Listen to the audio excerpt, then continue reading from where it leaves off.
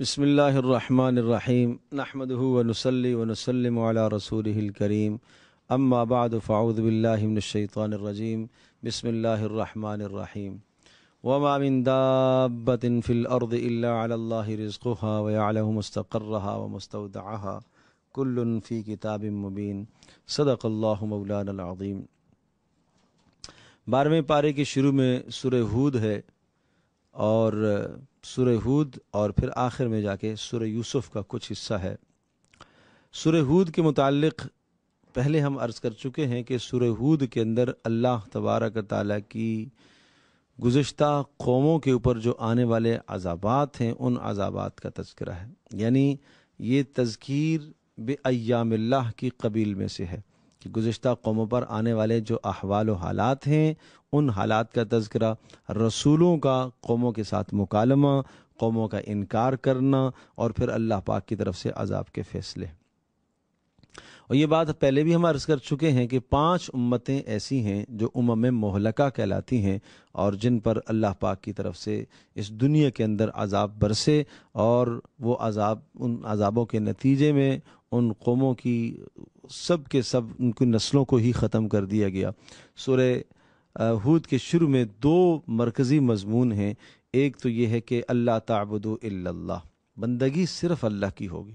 Number 2، اگر اس بندگی میں کبھی کوتاہی ہو جائے تو تم استغفار کر کے توبہ کر لیا کرو۔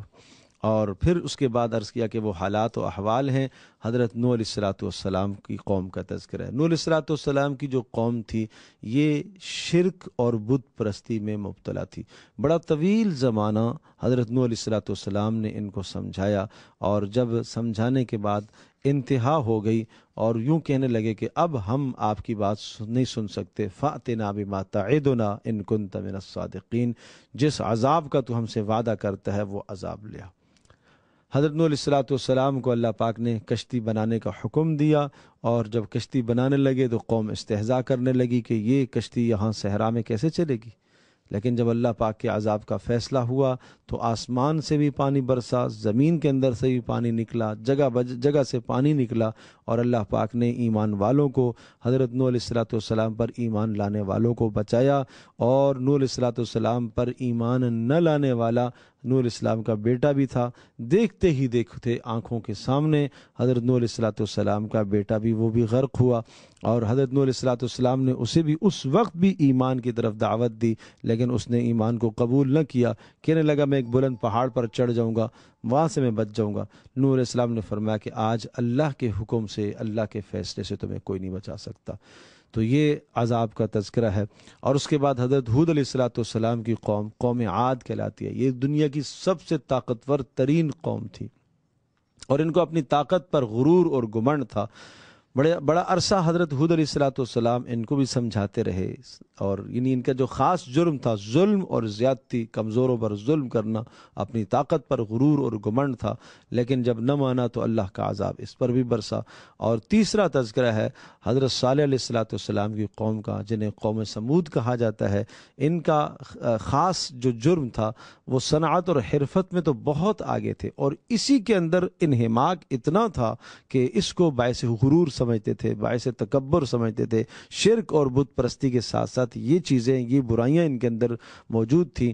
تو فرمایا وَاسْتَعْمَرَكُمْ فِيهَا فَاسْتَغْفِرُوا وَأَنشَأَكُم مِّنَ الْأَرْضِ، اس اللہ نے تمہیں پیدا کیا اور تمہیں زندگی دنیا میں اتنا تمہیں اللہ نے اختیار دیا ہے، اتنا اقتدار دیا ہے، اتنی تمہیں طاقت دی ہے، اتنی تمہیں ذہنی صلاحیتیں دی ہیں، نئی نئی ایجادات کرتے تھے، پہاڑوں کو تراش تراش کے اس میں اپنے گھروں کو بنا لیا کرتے تھے، لیکن جب اللہ پاک کے احکام کو انہوں نے ٹھکرایا تو اللہ پاک کا عذاب آیا۔ وَأَخَذَ الَّذِينَ ظَلَمُوا الصَّيْحَةُ، ایک چیخ نے پکڑا، فَأَصْبَحُوا فِي دِيَارِهِمْ جَاثِمِينَ، اوندے منہ گرے ہوئے پڑ گئے، اور ایسا تھا گویا کہ وہاں کوئی رہتا ہی نہ تھا۔ وَلَقَدْ جَاءَتْ رُسُلُنَا إِبْرَاهِيمَ بِالْبُشْرَى، ابراہیم علیہ الصلوۃ والسلام کو بیٹوں کی بشارت دینے کے لیے اور پوتے کی بشارت دینے کے لیے اللہ پاک نے ملائکہ کو بھیجا، اور اس بشارت کے بعد پھر یہی ملائکہ حضرت لوط علیہ الصلوۃ والسلام کی بستی کی طرف آئے، اور وہ اللہ کا عذاب لے کر آئے۔ یہ جو بستی تھی حضرت لوط علیہ الصلوۃ والسلام کی قوم، یہ فحاشی اور عریانی کی انتہا پر تھی، اور اللہ پاک نے انہیں سمجھانے کے لیے لوط علیہ الصلوۃ والسلام کو رسول بنا کر بھیجا، لیکن جب انہوں نے نہ مانا، اللہ کا عذاب ان پر بھی آیا. فجعلنا عالیہا سافلہا وامطرنا علیہا حجارۃ من سجیل.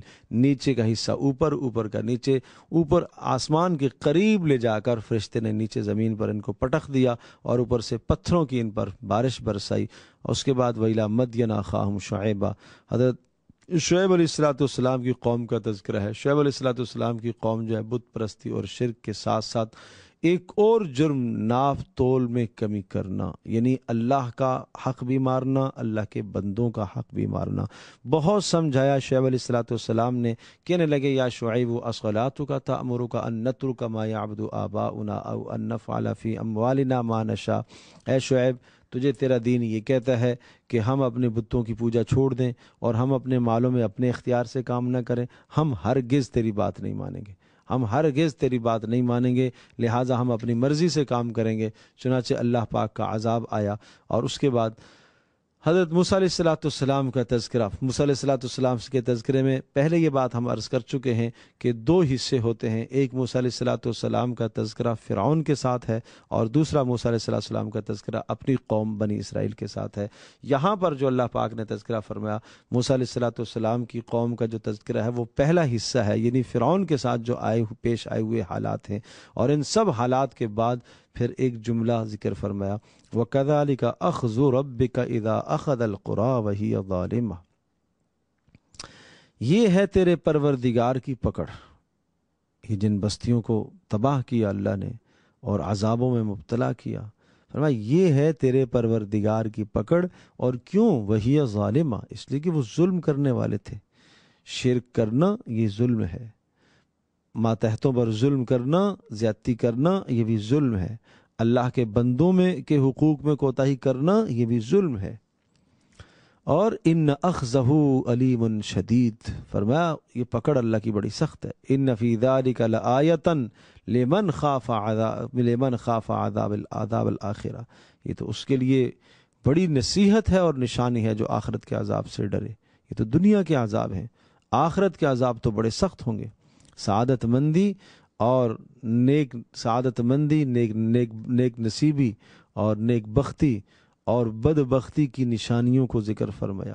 سعادت مند وہ ہے جو اللہ کے احکام کی پیروی کرے اور اس کے لیے جنت کا فیصلہ ہے، اور بدبخت وہ ہے جو اللہ کے احکام سے اعراض کرے اور اس کے لیے جہنم کا فیصلہ ہے. اور پھر آخر میں فرمایا فاستقم کما امرت ومن تاب معک ولا تطغوا. اس لفظ اور یہ کلمات جو ہیں، ان کلمات کے متعلق رسول اللہ صلی اللہ علیہ وسلم ارشاد فرمایا کرتے تھے کہ مجھے سورہ ہود نے بوڑھا کر دیا. یہ عذابوں کے تذکرے اور پھر اس کے بعد فاستقم کما امرت، کہ جس چیز کا آپ کو حکم دیا گیا ہے آپ اس پر استقامت اختیار کیجیے. ولا تطغوا، سرکشی، یہ امت کو خطاب ہے. ولا تطغوا، سرکشی نہیں، بغاوت نہیں اللہ کی دھرتی پر، گناہ ہو جاتا ہے انسان سے. ولا ترکنوا الی الذین ظلموا، ظالموں کی طرف ذرہ برابر میلان تک نہیں ہونا چاہیے، کافروں کی طرف میلان تک نہیں ہونے چاہیے. تمہارے دلوں کے اندر یہ خیال نہ ہے کہ وہ ہم سے اچھی زندگی گزار رہے ہیں، قطعاً نہیں.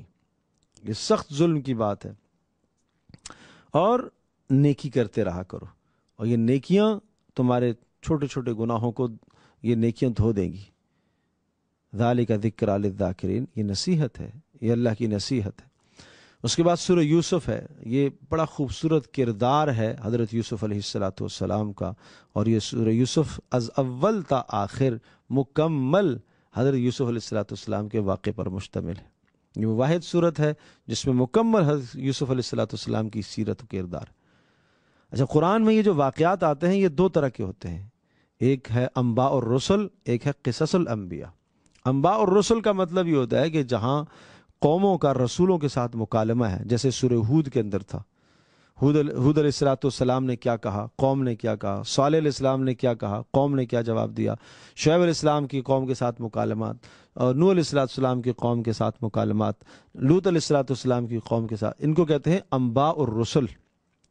اور دوسرا ہے قصص الانبیاء، جس میں انبیاء کی سیرت، انبیاء کا خوبصورت کردار بیان کیا جاتا ہے کہ یہ چیزیں تمہارے لیے قابل عمل ہیں. یوسف علیہ السلام کی زندگی اور ان کا کردار سورہ یوسف میں جو ذکر کیا گیا یہ بھی دو حصوں پر مشتمل ہے. پہلا حصہ یوسف علیہ السلام کی وہ قسمہ پرسی کی زندگی، والد محترم کے ساتھ ایک وقت گزرنا یعقوب علیہ السلام کے ساتھ، اور پھر بھائیوں کا حسد اور کنویں کے اندر جانا، اور پھر وہاں سے نکل کر مصر کے اندر فروخت ہونا، اور مصر کی زندگی، یہ تنگی کی زندگی، مشقت کی زندگی جو ہے یوسف علیہ السلام نے گزاری ہے، اور ان تمام کی تمام مشقت کی زندگیوں میں کسی بھی لمحے حضرت یوسف علیہ السلام نے اپنے پروردگار کو نہیں بھولا۔ یہ بلند کردار ہے۔ حسد بھی بھائیوں نے کیا، کنویں کے اندر بھی ڈالا، پھر بھی اللہ کی طرف رجوع، پھر وہاں سے نکالے گئے، پھر فروخت ہوئے، پھر بھی اللہ کی طرف رجوع، پھر جو مصر کے اندر جا کے زندگی گزری اور عزیز مصر کے گھر میں جو زندگی گزری، اور وہاں کیا ہی خوبصورت پاک دامنی کے ساتھ زندگی گزاری ہے، اور بدترین جرم اور زنا جیسی بدترین جو ہے وہ برائی سامنے آئی ہے، لیکن جیل جانا پسند کیا ہے، اس برائی کے قریب نہیں گئے۔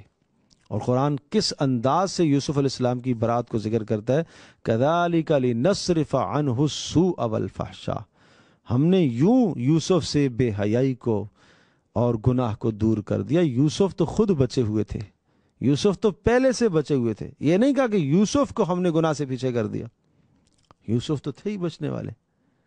ایک پروپیگنڈا تھا کہ عورتوں کا، اور وہ سب کی سب ایک ان کی ایک اسکیم کے تحت، ایک پروپیگنڈے کے تحت یوسف علیہ السلام کو انہوں نے ورغلانے کی، گناہ میں ملوث کرنے کی کوشش کی۔ قرآن کہتا ہے لنصرف عنہ السوء والفحشاء، ہم نے اس طرح سے یوسف علیہ السلام سے اس گناہ کو دور کیا، بے حیائی کو ہم نے پیچھے کر دیا۔ اور پھر یوسف علیہ السلام جب جیل میں گئے، حالانکہ کس قدر مشقت کی زندگی ہے جیل میں، اور آپ اندازہ تو کیجئے کہ یوسف علیہ السلام دیار غیر میں، انہیں پتہ تھا یہاں میرا باپ نہیں ہے، بھائی نہیں ہے، کوئی سفارشی نہیں ہے، جیل سے نکالنے والا کوئی نہیں ہے، سامنے ایک جرم آیا، اس جرم کے بدلے میں انہوں نے جیل کو ترجیح دی، یا تو جرم کرنا پڑے گا زنا کا، اور یا آپ کو جیل جانا پڑے گا، جیل جانے کو ترجیح دی۔ اور یہ ذہن میں سب باتیں ہیں کہ ساری زندگی جیل میں رہا جا سکتا ہے، ساری زندگی جیل میں گزر سکتی ہے، شاید وہاں پڑے پڑے ہی مر جاؤں، لیکن اللہ پاک کی محبت جن کے دلوں میں ہوتی ہے وہ اس طرح سے گناہوں سے اپنے آپ کو پیچھے کرتے ہیں۔ تو یہ ایک نوجوان نسل کے لیے بہت بڑا پیغام ہے حضرت یوسف علیہ السلام کی پاک دامنی۔ اور پھر قربان جاؤں، یوسف علیہ السلام نے اس جیل کے اندر بھی اللہ پاک کی توحید اور وحدانیت کی طرف جیل والوں کو بھی بلاتے رہے، ایک لمحہ اللہ پاک سے غافل نہیں ہوئے، مسلسل اللہ پاک کی وحدانیت اور اللہ کی توحید کی طرف جیل والوں کو بھی بلاتے رہے، اور ان کے بہترین اور خوبصورت کردار سے جیل والے بھی متاثر تھے۔ اور پھر اللہ تبارک تعالیٰ نے بادشاہ کو ایک خواب دکھایا، اور وہ خواب یوسف علیہ السلام کی رہائی کا ذریعہ بنا۔ یہ ایک نظام ہے اللہ کا، یہ ایک تربیتی نظام چل رہا تھا، یہ کوئی اتفاقی باتیں نہیں ہے کہ بادشاہ نے خواب دیکھا اور یوسف علیہ السلام کو باہر بلا لیا، ایسا نہیں ہے، یہ ایک نظام ہے زندگی کا، ایک تقدیر کا فیصلہ تھا کہ یوسف علیہ السلام کو ان مسائل سے اور ان پریشانیوں سے گزارنا ہے، اور ایک امت کے لیے سبق ہے۔ اور پھر وہ جب خواب بادشاہ نے دیکھا، رہائی کے اسباب پیدا ہوئے، تو پھر اللہ پاک نے مصر کا اقتدار عطا فرمایا۔